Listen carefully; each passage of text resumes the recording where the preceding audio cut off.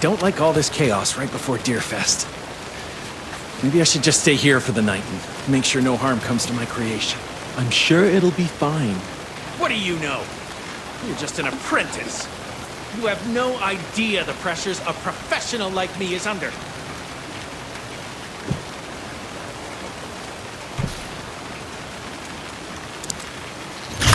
If one more thing goes wrong, I swear to fucking God! Whoa, are you okay? Just keep working, will you?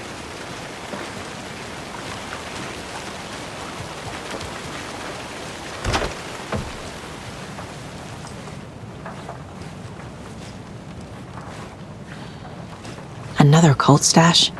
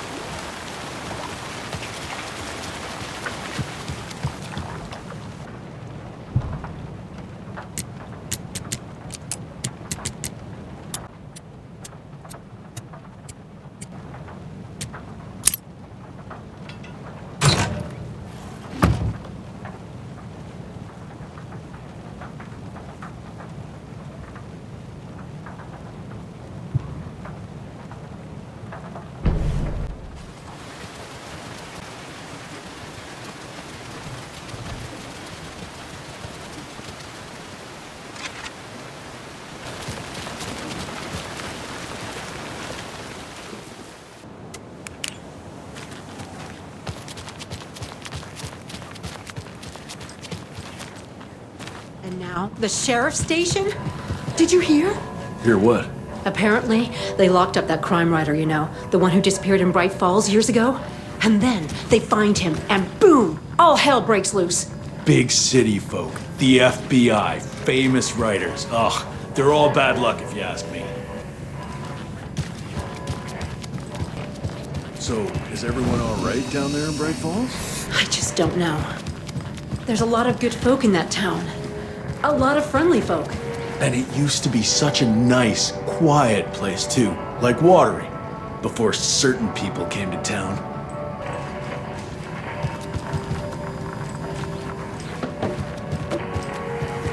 Oh!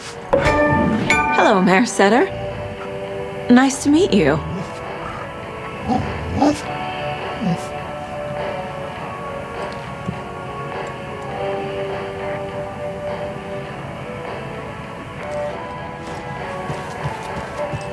Well, that's the cutest mayor I've ever seen, for sure.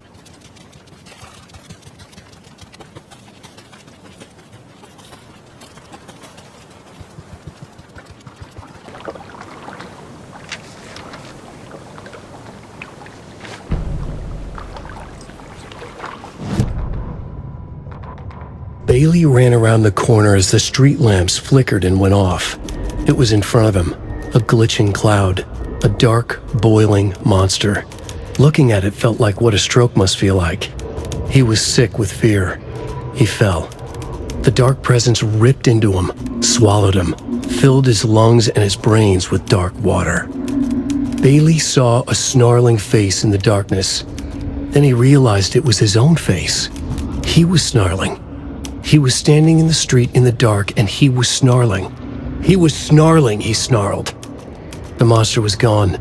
The darkness coiled around him in tatters and wisps. He was the monster now filled with rage. He was the monster now filled with rage, he shouted.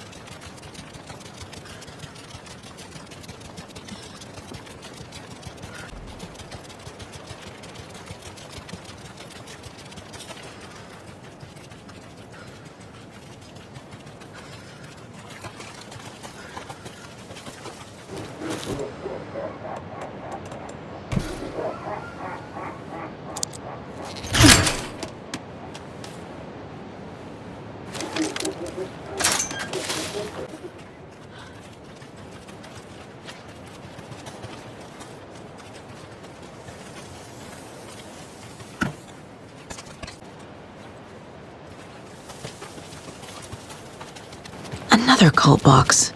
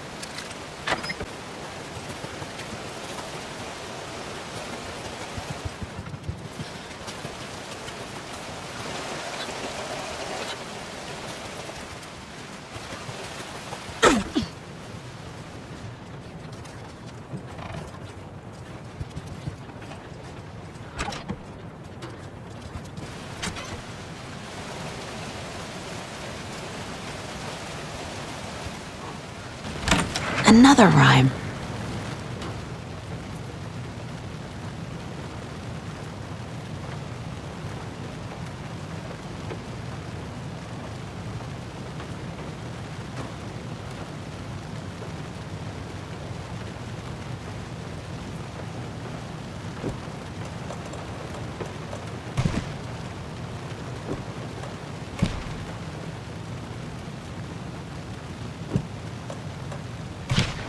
Ugh.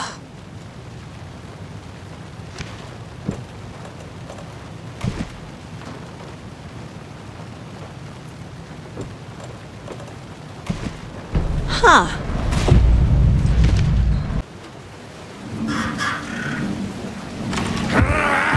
Brittle. Sharp. Sharp. It's gotta be a brittle leg.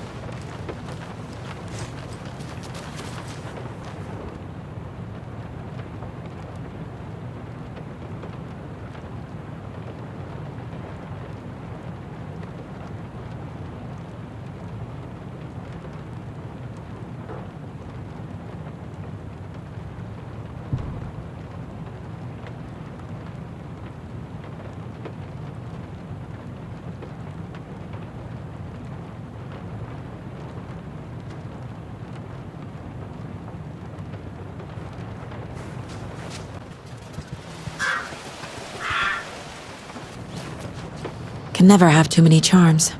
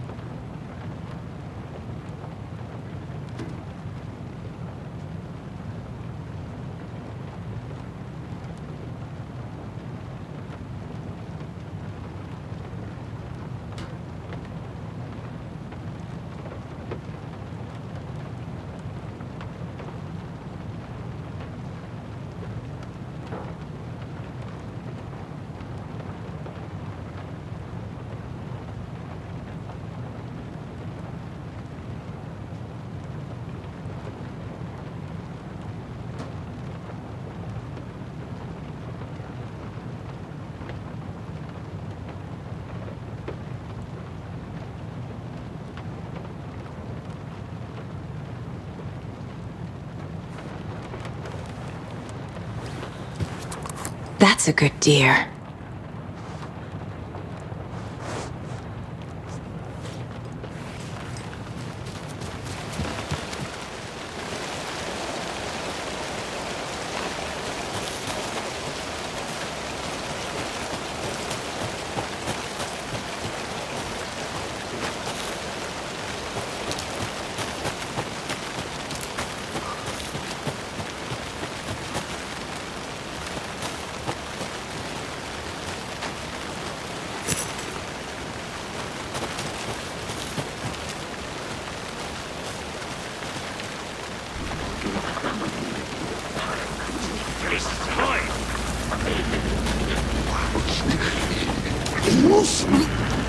Ritual!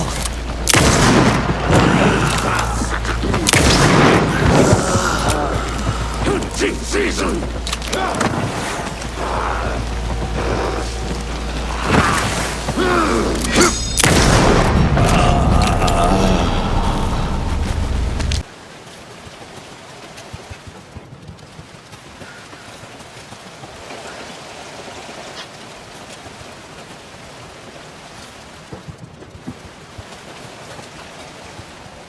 Can't be opened on this side.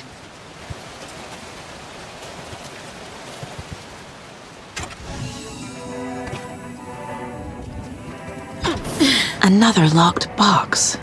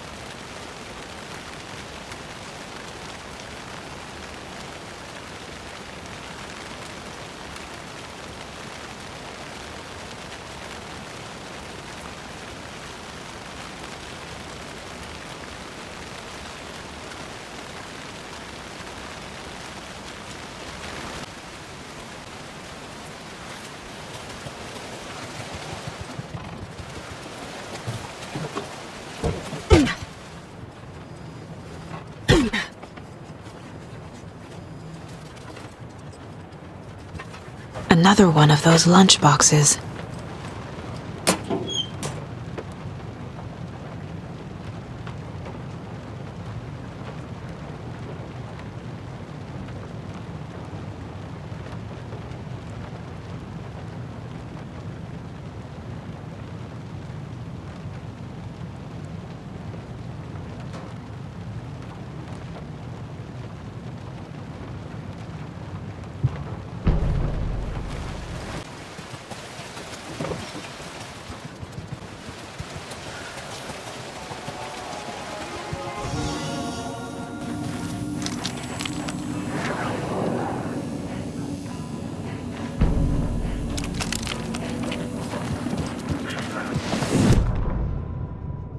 Animals stayed away from the water's edge as if to avoid some unseen submerged predator waiting just below the dark surface.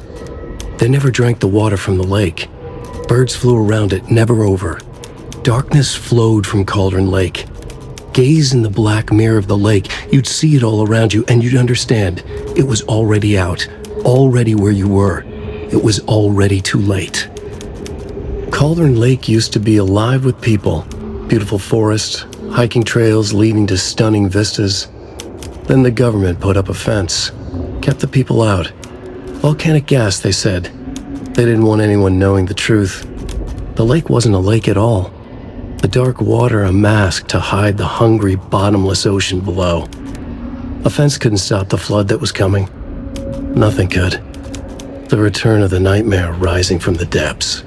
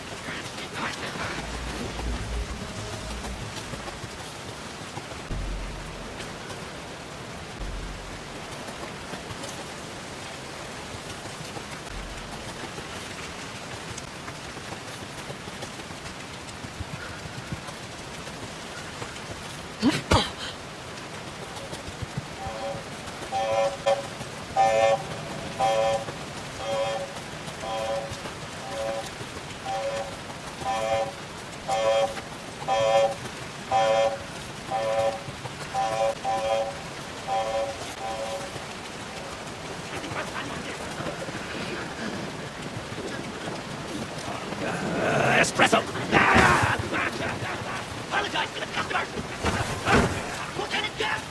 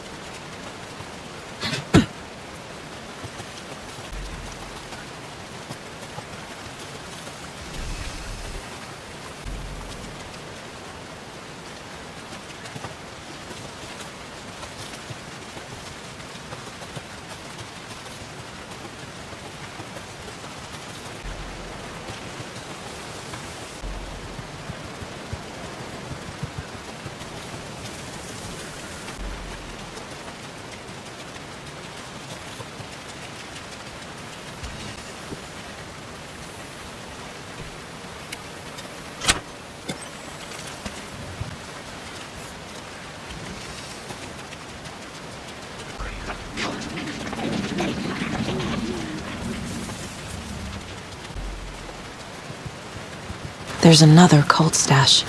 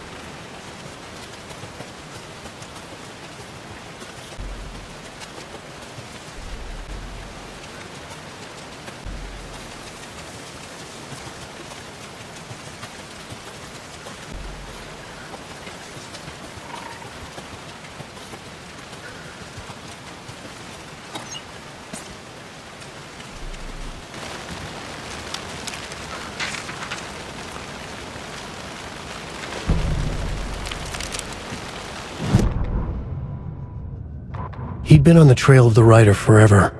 The writer he despised. Hemingway, Bukowski, Wake. I'll get you. I'll find you. I'll make you pay. You're in over your head. He descended into the tunnels, from the Dark City, into the ocean of darkness. Next stop, Caldera Street Station. Something, a presence, rumbled. Not a train. Shadows shifted on the platform.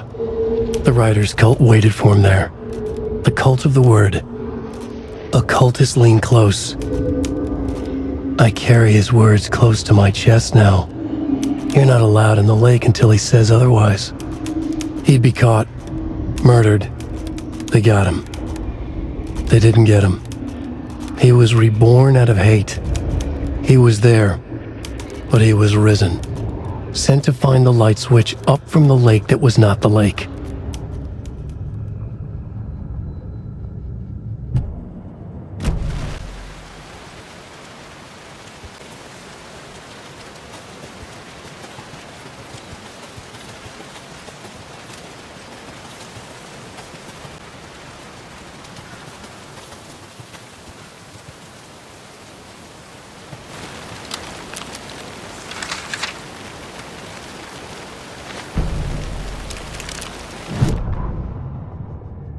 The reality-changing influence of the dark place flowed like water flowed, like fear flowed, down the path of least resistance, eroding the weak spots until they cracked. In places where reality was more yielding, where story told and retold, imagination sparked and fear ignited again and again, had softened the walls of reality. Sites of violence and tragedy, where truth was laced with fiction, where a work of art proposed an alternative narrative, something people could suspect to be true, something people felt strongly about, something they feared. The stronger the connection between the belief and emotional response, the better. The darker, the better. A ghost of a witch ripping a man's heart from his chest. Two brothers murdering the neighbors and hiding their bodies in a well. A young woman haunting the flooded bunker where she drowned. Bedtime stories, folktales, urban legends connected to a specific place. These were the sites where the overlaps came to be.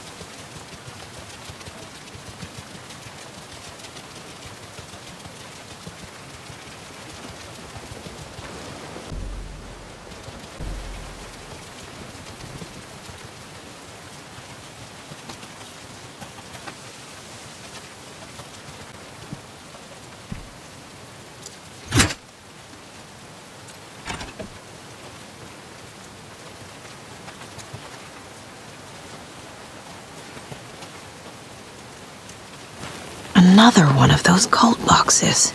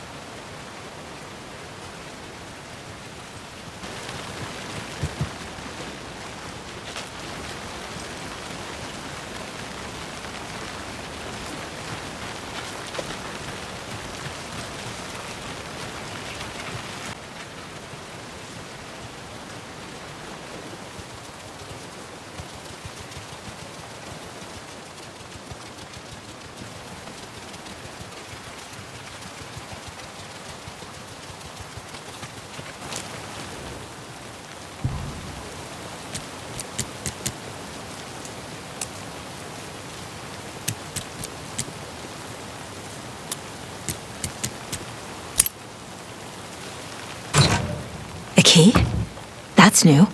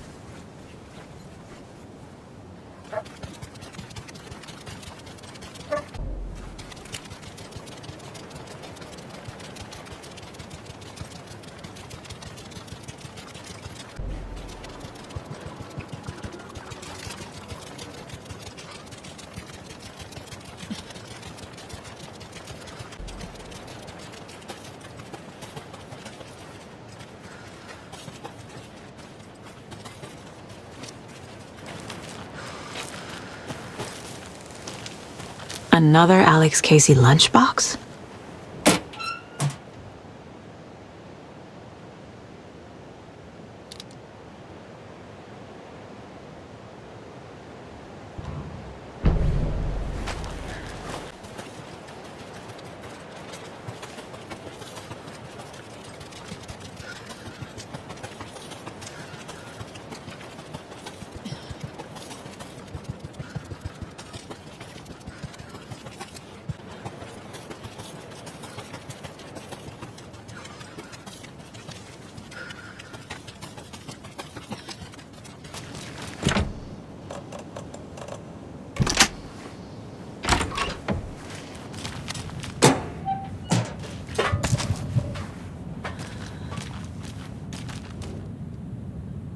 This has got to be an Ilmo idea.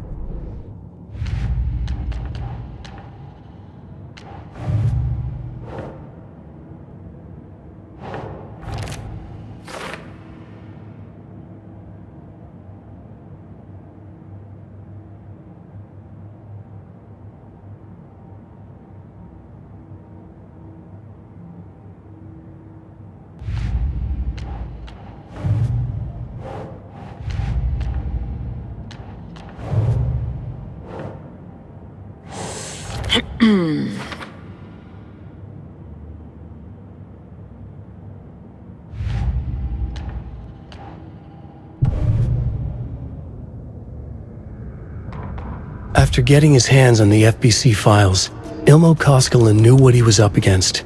He masterminded the cult, his and Yako's army, to fight the fucked up horror lurking under the lake, and a plan to keep those feds in their bunker by the lake in the dark.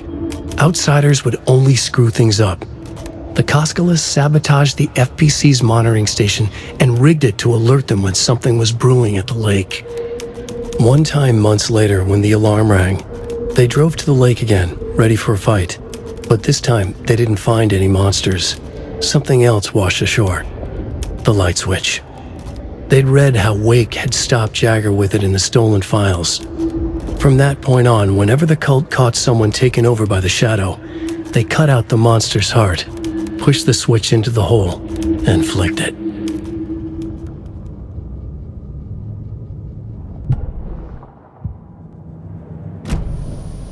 I'm gonna deal with the situation, Elmo. But the town will need protection until we sort this out. I could use your help. Right. I'll round up the gang.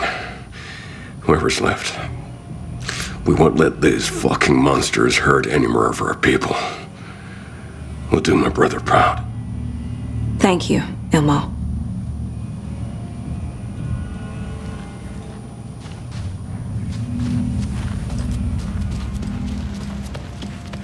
I'm so sorry, Jacob.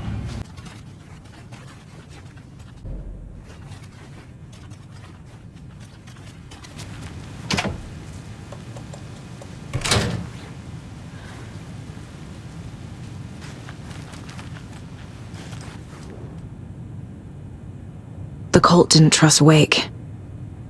Or is it Scratch? Wake isn't the first person the Dark Presence disguised itself as.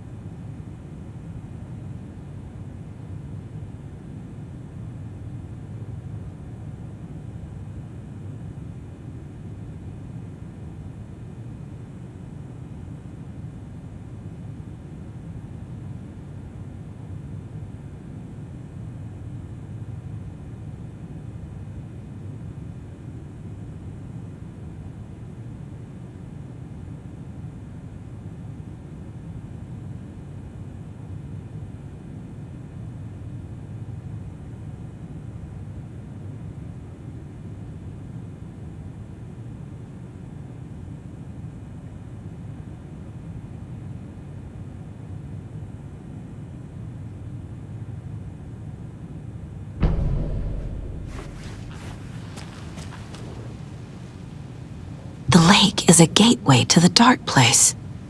What the hell is a para-utilitarian?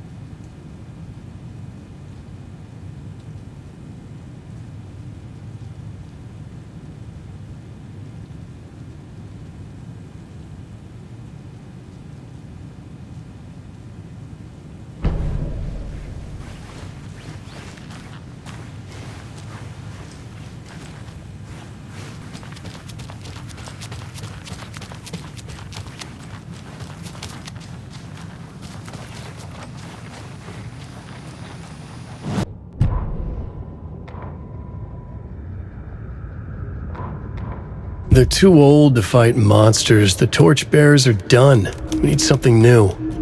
Ilmo took a long drag from the joint and handed it to his brother. They'd been drinking and smoking all night. That thing from the lake was not a man, and the government's trying to hide it. Ilmo gestured at the files they had stolen from the research station. The strange seal with an upside-down pyramid. The Federal Bureau of Control. We need to keep the feds away. Deal with this our way. We need an army of our own. Jaco smiled. He loved to watch his brother come up with his ideas. Ilmo's gaze swam. He was seeing double. The pyramid on the folder was a spruce tree. A tree, he thought. A fucking tree. It was a sign. We'll make the woods scary again. So fucking scary, no one will set foot in them at night. That's how we'll keep people safe. We'll be a legend. We are the cult of the tree, and we watch in the night. We're gonna need scary masks. Energized, Jaco chugged a bottle of Ama beer in one go. Ilmo Koskela had jolted awake from a nightmare. He was drenched in sweat. In the dream, he'd been covered in blood, gleefully murdering people, his friends. When his twin brother had tried to talk sense into him, he had murdered Jaco as well. Ilmo slammed his fist into his temple so hard it hurt. The dream made him feel sick. The dark force of the lake was growing stronger. It was trying to make Ilmo and Jaco something they were not. Trying to turn them into Ilmari and Jacopi Huatari from the early days of Watery. But they were the Koskela brothers. Their mother had not raised them to become murderers. They had backbone. They had honor. They had finished Zissou. Something bad was coming. The hidden device they had hooked to the FBC station had been intercepting alarms like crazy the past few days. Ilmo would make sure his cult was ready for war. Out in the night, the story seeking to give birth to an overlap in Watery drifted on, looking for another pair of men more prone to corruption.